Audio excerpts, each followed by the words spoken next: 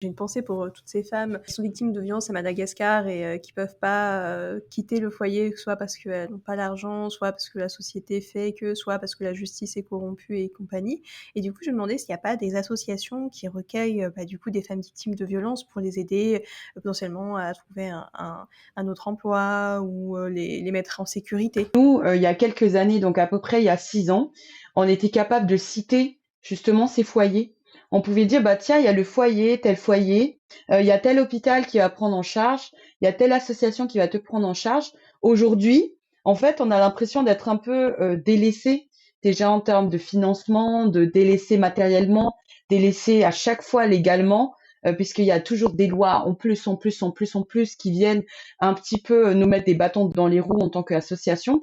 Et c'est là où en fait ça va être triste parce que je vais dire, actuellement, il me faut vraiment un travail de reprospection pour être capable de te dire aujourd'hui, tel foyer peut prendre telle femme en charge, tel foyer peut aider telle femme en charge.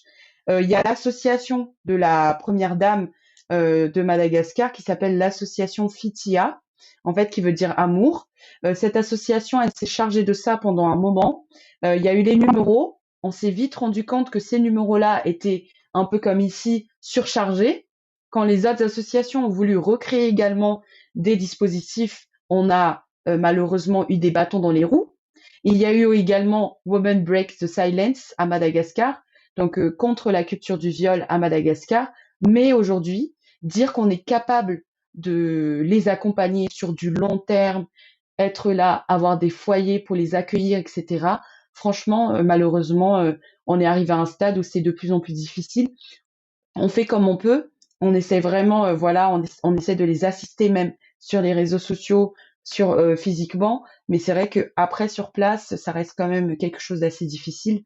Il y a des dispositifs qui sont mis en place, mais aujourd'hui, comme je te disais, c'est dur de dire que on a des projets visibles.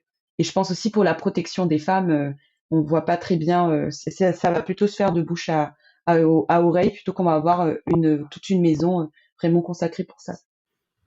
Ouais, c'est vrai que c'est vraiment triste, le manque de financement pour faire vivre les associations et du coup, ça m'amène forcément à une question que imaginons que, un auditeur ou auditrice de Matrimoine féministe aimerait aider une association à Madagascar, la financer. Comment elle peut s'y prendre? Quel est le process, la marche à suivre? Si vous voulez vraiment faire des dons, participer, appuyer, venir à nos événements, ici à Paris ou encore dans d'autres villes de France, Luxembourg, etc.